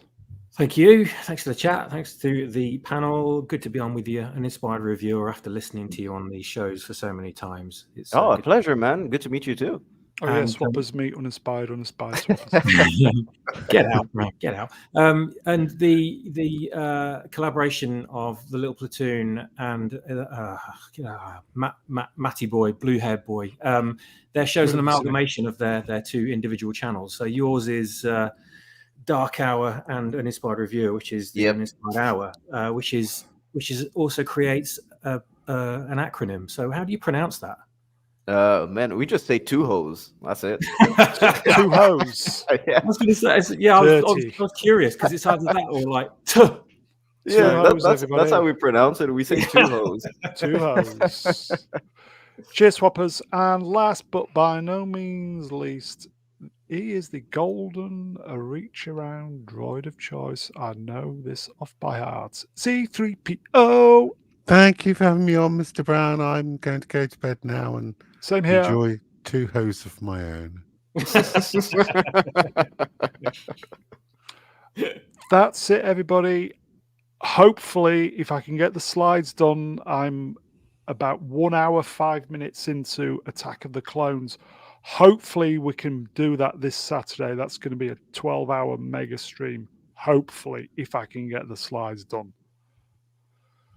And on that bombshell, we will see you. Watch out on the community page or when I list it. Hopefully, it's good to go. So take care, everybody. We will see you next time. Be safe. Take care. Bye. Bye-bye. Bye, everyone. Timing.